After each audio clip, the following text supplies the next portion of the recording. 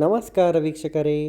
ಇಂದು ನಾವು ಶ್ರೀಕೃಷ್ಣ ಪರಮಾತ್ಮನು ತನ್ನ ಸೋದರ ಮಾವನಾದ ಕಂಸನನ್ನು ಏಕೆ ಕೊಂದನು ಎಂಬುದರ ಸಂಪೂರ್ಣ ಮಾಹಿತಿಯನ್ನು ತಿಳಿದುಕೊಳ್ಳೋಣ. ಅದಕ್ಕೂ ಮೊದಲು ನಮ್ಮ ಯೂಟ್ಯೂಬ್ ಚಾನಲನ್ನು ಸಬ್ಸ್ಕ್ರೈಬ್ ಮಾಡಿಕೊಳ್ಳಿ. ಪಕ್ಕದಲ್ಲೇ ಕಾಣುತ್ತಿರುವ ಬೆಲ್ ಐಕನನ್ನು ಕ್ಲಿಕ್ ಮಾಡಿ. ಶ್ರೀಕೃಷ್ಣನಿಂದ ಮರಣ ಹೊಂದಿದ ಕಂಸ ಹಿಂದಿನ ಜನ್ಮದಲ್ಲಿ ಏನಾಗಿದ್ದ ಗೊತ್ತಾ? ಶ್ರೀಕೃಷ್ಣ ಮತ್ತು ಕಂಸನ ನಡುವೆ ನಡೆದ ಯುದ್ಧವೇ ಕಂಸವಧೆ.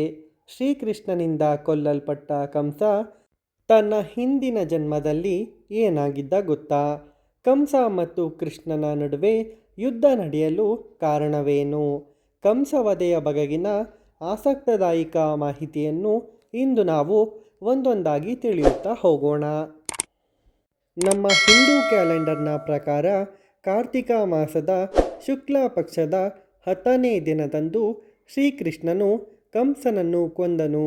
ಕಂಸನು ಭಗವಾನ್ ಶ್ರೀಕೃಷ್ಣನ ತಾಯಿಯ ಅಣ್ಣ, ಅಂದರೆ ಶ್ರೀಕೃಷ್ಣನಿಗೆ ಸೋದರ ಮಾವ. ಮಹಾನ್ ದುಷ್ಟನಾದ ಕಂಸನು ಭಗವಾನ್ ಶ್ರೀಕೃಷ್ಣನ ತಂದೆ ತಾಯಿಗಳನ್ನು ಸೆರೆಯಲ್ಲಿಟ್ಟಿದ್ದನು. ಕಂಸನು ತನ್ನ ತಂದೆಯನ್ನು ಸಿಂಹಾಸನದಿಂದ ಬಲವಂತವಾಗಿ ತೆಗೆದುಹಾಕಿದನು ಮತ್ತು ಮಥುರಾದಲ್ಲಿ ತನ್ನ ಆಳ್ವಿಕೆಯನ್ನು ಸ್ಥಾಪಿಸಿದನು. ಕಂಸನು ಎಷ್ಟು ದುಷ್ಟನಾಗಿದ್ದ ಎಂದರೆ, ಅವನ ಸಾವಿನ ಭಯದಿಂದ ಅವನು ತನ್ನ ಸೋದರಿ ದೇವಕಿ ಮತ್ತು ವಸುದೇವನನ್ನು ಸೆರೆಮನೆಗೆ ಹಾಕಿದನು. ಶಾಪಗ್ರಸ್ತನಾದ ಕಂಸ. ಧಾರ್ಮಿಕ ನಂಬಿಕೆಗಳ ಪ್ರಕಾರ ಭಗವಾನ್ ವಿಷ್ಣು ಕಂಸನನ್ನು ಪ್ರತಿ ಜನ್ಮದಲ್ಲೂ ಕೊಲ್ಲುವುದಾಗಿ ಶಾಪ ನೀಡುತ್ತಾನೆ. ಈ ಕಾರಣದಿಂದಾಗಿ ಅವನ ಹಿಂದಿನ ಜನ್ಮದಲ್ಲಿ ಅವನ ಮರಣವು ಭಗವಾನ್ ವಿಷ್ಣುವಿನ ಕೈಯಿಂದ ನಡೆಯಿತು. ದ್ವಾಪರ ಯುಗದಲ್ಲಿ ಕಂಸ ಹಿರಣ್ಯಾಕ್ಷನ ಮನೆಯಲ್ಲಿ ಮಗನಾಗಿ ಜನಿಸಿದ್ದನು. ಅವನ ಹೆಸರು ಕಾಲನೇಮಿ.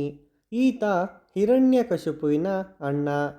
ಇವರಿಬ್ಬರೂ ಕೂಡ ರಾಕ್ಷಸ ಸ್ವಭಾವವನ್ನು ಹೊಂದಿದ್ದವರಾಗಿದ್ದರು. ಹಿರಣ್ಯಾಕ್ಷನ ಮಗಳ ಹೆಸರೇ ವೃಂದ.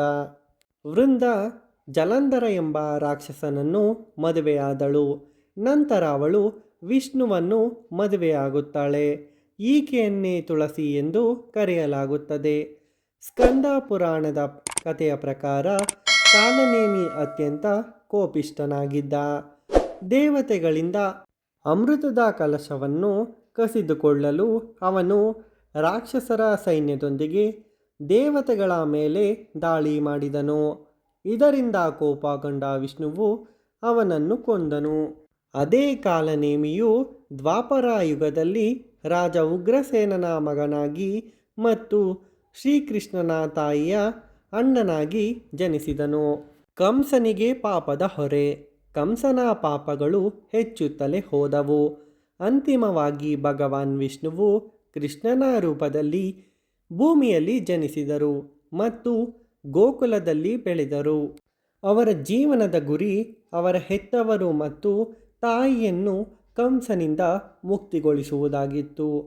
ಬಹಳ ಹುಡುಕಾಟದ ನಂತರ ಶ್ರೀಕೃಷ್ಣನನ್ನು ಕಂಡ ಕಂಸನು ದ್ವಂದ್ವ ಯುದ್ಧಕ್ಕಾಗಿ ಶ್ರೀಕೃಷ್ಣನನ್ನು ಮಥುರೆಗೆ ಕರೆಸಿಕೊಂಡನು. ಶ್ರೀಕೃಷ್ಣನು ಕಂಸನ ಸವಾಲನ್ನು ಸ್ವೀಕರಿಸಿ ಬಲರಾಮನೊಂದಿಗೆ ಮಥುರಾಗೆ ಹೋದನು. ಶ್ರೀಕೃಷ್ಣನನ್ನು ಕೊಲ್ಲುವ ದಾರಿಯಲ್ಲಿ ಕಂಸನು ಹುಚ್ಚು ಆನೆಗಳನ್ನು ಕಳುಹಿಸಿಕೊಡುತ್ತಾನೆ. ಆದರೆ ಕೃಷ್ಣನು ಆನೆಯನ್ನು ಸೋಲಿಸಿ ಮಥುರಾವನ್ನು ತಲುಪಿದನು. ಅದರ ನಂತರ ಕಂಸನು ಇಬ್ಬರು ಅಗ್ರ ಕುಸ್ತಿಪಟುಗಳಾದ ಮಾಷ್ಟಿಕ ಮತ್ತು ಚೂಣರ್ ಅವರನ್ನು ಸೋಲಿಸಲು ಕೇಳಿಕೊಂಡನು. ನಂತರ ಅವರು ಸಹೋದರರಾದ ಕೃಷ್ಣ ಮತ್ತು ಬಲರಾಮನನ್ನು ಸೋಲಿಸಿದರು.